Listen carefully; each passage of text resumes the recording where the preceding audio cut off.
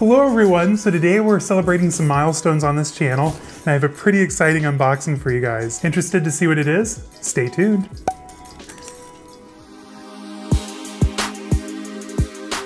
Hello everyone and welcome. If you're new to my channel, my name is Caleb, and on here you're going to find a lot of things like luxury shopping, reveals, reviews, and unboxings, luxury travel, daily vlogs, pretty much anything that has to do with life and style, you're going to find right here on this channel. So before we go any further, make sure you hit the subscribe button down below, give this video a thumbs up, and say hi to me down in the comments. I love interacting with all of you. We just have a fun time down there. Make sure you hit the bell icon so that way you're notified when I post new content every Wednesday and Sunday morning, 10 a.m. Central Time. Now, I teased you guys a lot with my last reveal for the Balenciaga City bag and the raisin, which I had a lot of fun with, and I think you all appreciate it, but I'm not gonna do that to you guys again today. So we're just gonna pretty much dive right into it. Now, as you can tell, this box is a little empty. As we all know on this channel, I'm not a good actor, so I can't like get it out of the box. I'm like, oh, whoa, I've never seen this before, wow. I'm not gonna do that to you. It's cruel, and quite frankly, it would probably make me look a little awkward. So we're gonna skip that step, I'll be honest. However, if you haven't seen a Fashionphile unboxing, which if you've literally never watched any of my videos, might be possible, but let's just run through it real quick. What all do you get? So we have the paperwork for the bag. We have the shop seller Pete thank you card. Cool. I had such a serious case of FOMO that I would miss out on the calendar, and now I think I have like 4 or 5. We also have yet another file to add to my growing Fashionphile file collection. I think I have about as many Fashionphile files as I do bags at this point, which is a lot.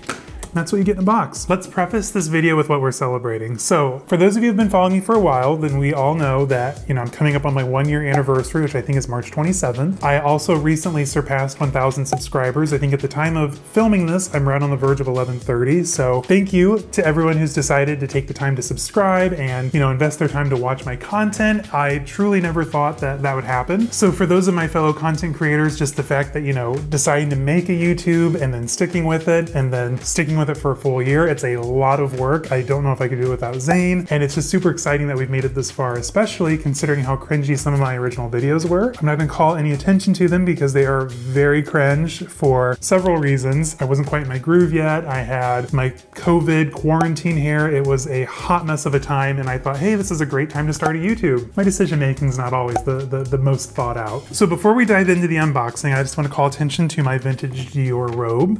This was a very lucky shopgoodwill.com find. I think I got this for like maybe $20 to $30, and this is my first time wearing it, I think, especially on camera. I thought I'd wear something special for today's unboxing, so vintage Dior it is. And also, so this unboxing, I've pretty much told you all what it is several times over. So if you follow me over on Instagram, caleb.snell.designer, I posted first with a poll, which should I get first? I think I had a Speedy 30 and then an Alma GM. You all went with one option, and that's what I bought. Not because of what you picked, but just because, you know, obviously I wanted that one first, and then I'll buy the other one next. I also shared on my Instagram stories today, Saturday, that hey, I bought this bag, what do y'all think it is? I set out like a quiz. Most of you guessed correctly because I think you've all paid attention. And then over on my community page here on my YouTube channel, I posted a photo of said bag, and I asked you guys, does this bag need a base shaper? And you all weighed in, and a lot of you said the bag was incredibly heavy. I was just like, they don't know what they're talking about.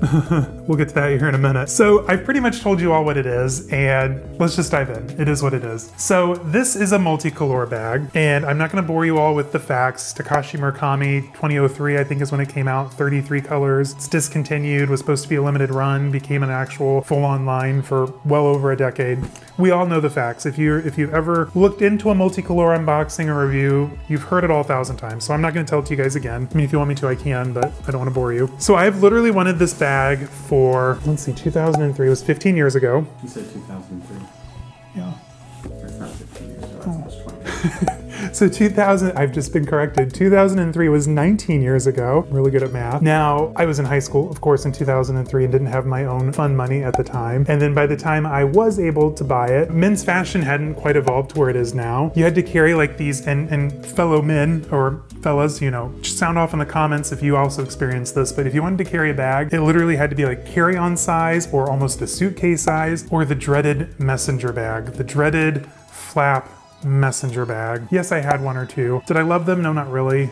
Wasn't my style. If it's your style, awesome. Maybe you can rock it. I couldn't pull it off. So I carried a lot of Speedy 40s, and I think even at one point I carried well, I did. I don't think I know. I carried a Keep All 45 as a daily bag, and why I thought I needed enough room for a 2-night, 3-day stay at a beach resort when I just went shopping and just had my wallet, phone, keys, and they're like, what was I carrying around to even justify a Keep All 45? I had to look really silly. I probably did. Today I bought a Speedy 30, if you couldn't already tell, from the Multicolor collection. Now, I know you've already seen this in the thumbnail, and like I said, it's been all over my Instagram and my community page, so you've all seen the bag, so act surprised with me. Whoa, just kidding. But you guys, I literally cannot believe, after all these years, I finally have one in my collection, and it is in such good condition. So let's get this tag out of the way. Let's just cut the tag. Like, I'm not gonna return the bag. It's perfect, it's what I wanted. So let's get rid of the tag. Okay, it's mine. It's a little ribbon cutting ceremony for you guys. So when it comes to buying anything multicolor, I always keep in mind like the triangle of decision or influence or pyramid of decision. You know what I'm talking about, where you can pick like 2 points on the triangle, but you can't have all 3. What am I talking about here? So on my pyramid of decision, at the very top, I have quality. So I'm looking to have fairly good, fairly light vachetta, which this has, good hardware, which, let's be honest, during the It Girl era, these were probably taken to bars, smashed around, left in the back of a taxi cab, just probably not really well cared for. So it can be pretty hard to find some multicolor pieces in good condition. Like, I think you'll find far more really rough examples than you will pristine examples. It is what it is. I said what I said. No offense. So I'm looking to make sure that the vachetta is good, the hardware is good, and that there is very minimal to no chipping of the screen print. As you all know, anytime Louis Vuitton did like a screen print bag, like the Multicolor, the Groom, the Cherries, the this, the that, they chip and they rub off, especially on SLGs, just because they're having friction inside your bag. They're gonna chip, and it's unfortunate, but it's the name of the game. And I'm gonna show you guys something here in a minute that pretty much says, hey, this is gonna chip, so don't do it. So this bag has one small spot here on the floor where it's chipped. I can live with that. Hardware's good, vachetta's good, and then the next part of the triangle decision or influence or whatever it's called, if you know, throw it down in the comments, because this is honestly how I do most of my shopping. Color placement. Color placement to me is so important. So with the multicolor bags, you'll often have just a terrible arrangement of colors. Sometimes you'll have like the same color will be repeated side by side because of the way the pocket's constructed. Sometimes you'll have more like white LVs than you will actual colored ones. Vice versa on the Blanc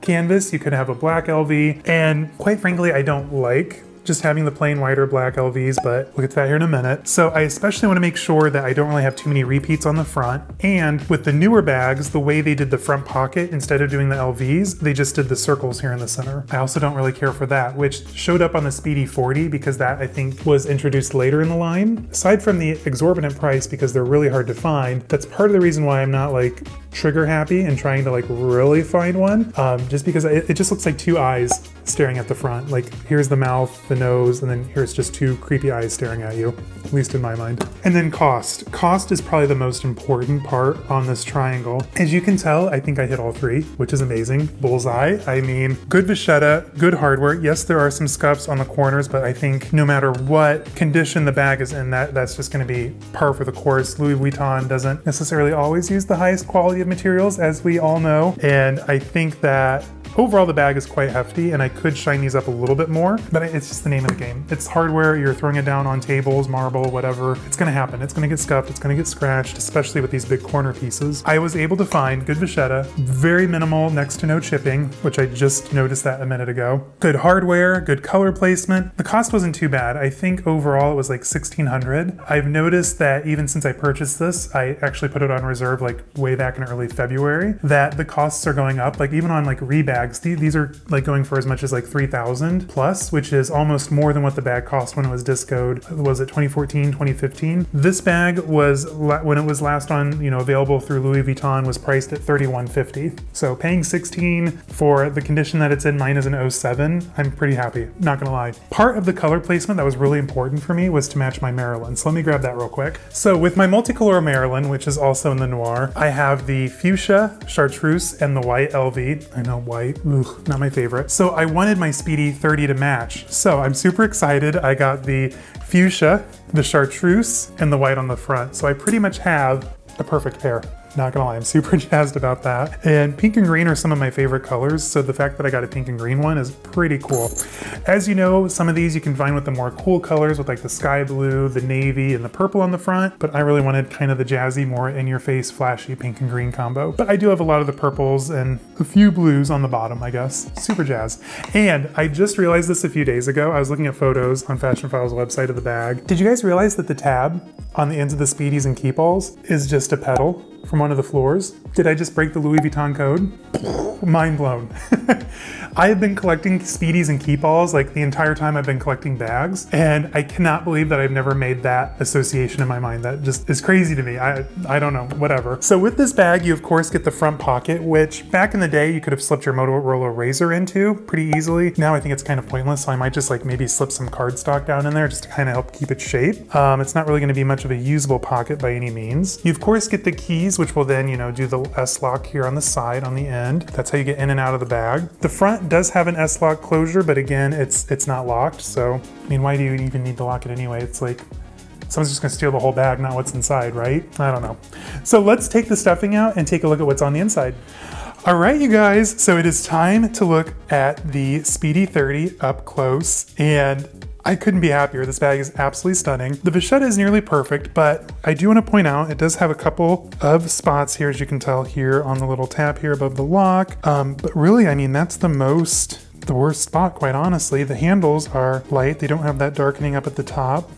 So I really think either the vachetta was replaced at some point or just a really good collector had this bag. As you can tell, there's kind of a color difference between the tab here, the chaps, and the handles. So I'm gonna guess the handles were replaced at some point now that I'm looking at it under the light. What do you guys think? Let me know in the comments. Now with the bag, you of course have the S-lock here on the front, which just opens up into the world's smallest pocket. Now back in the day, throw your Motorola Razr in there, perfect. Today, not getting much in there, not gonna lie. You of course have the keys here in the key clochette, which do work with the lock at the end. And these are just the typical Louis Vuitton trunk keys. They're a nice brass. My favorite part, the S-lock on the end. So you could lock this if you wanted, and then you'll just, if I can struggle, do it with one-handed. I mean, it's a pretty hefty zipper, so I'm not gonna lie, when I asked you guys, do I need a base shape? And you're all like, oh no, Caleb, the bag is so heavy. I'm like, huh, they don't know what they're talking about. Like, they're just complaining. No, you guys, like, it's literally an arm workout, and it's not even, doesn't have anything in it yet. So I apologize for not taking your advice seriously. Anyway, so the interior of the bag, it's just in that typical Alcantara Louis Vuitton lining. You'll have one slip pocket here in the back, which if you have a smaller phone, I think you might be able to slip back in there, but the Pro Max phones are not gonna go in there. And that is literally the only pocket on the inside. Now, one thing that I'm super excited about, this bag did come with its original Louis Vuitton Multicolore booklet. And in here, it literally tells you that the colors are gonna chip. So it is what it is. You all know, especially fellow collectors, I am such a nerd when it comes with the paperwork. I get so excited, even if it's just a booklet. So we're here for it. Now, I did mention this one does have a little bit of chipping, and this is the only spot that I could find. I mean, for such a large bag and being 15 years old, we'll take it. One spot, we're here for it. Like I said, I just love the placement of the colors, you guys. The pinks, the blues, the greens. It is absolute perfection, especially since it matches the Maryland. I mean, how perfect is that? All right, and I asked you guys on my community page, does this bag need a base shaper? I particularly don't care for the saggy Speedy look. I can appreciate it, and for someone that loves their smushy, durable Balenciaga bags, to not like a saggy Speedy is kind of an oxymoron, I guess. But ever since I've had Speedy 40s in my collections with my Epi, with my monogram, I've always had a base shaper in the bottom. In fact, I keep a base shaper in the bottom of my Epi Keepall. I just think over time, it's gonna help protect the bottom of the bag. It's not gonna have any pressure points where, say your wallet's weighing down here, you set it down, rub it across the table, and take off an LV. That's just my train of thought. As much as I hate Amazon, I do think they're the embodiment of most of what's wrong right now with consumer culture. I did buy a base shaper from them, so I'm gonna test this out for you guys, and then I'll link it down below when I do my review on this bag here in a couple weeks. I'm gonna be carrying this all week. I'm already switching into it this weekend. By the way, I'm so excited. So I'll give you guys a full review on this base shaper. My first inclination, it's pretty good quality. I like that they did the double-edged stitching. They've rolled the seams. Overall, it's pretty nicely constructed. So let's test it out and I'll tell you guys what I think. All right, you guys, so that is my newest addition to my multicolor collection. So far, I think I'm off to a pretty good start. Now, let me know down in the comments. I'm ready for my next conquest. And now that I have this in my collection, I kind of want to know, do I need it in white? Or do I want to go for an Alma GM in the multicolor? I think that's pretty cool too, and get that in white. I think I need a white one next, right? Right? I mean, only 2 doesn't make a collection, so you need at least 3. Am I wrong? Someone help me convince Zane.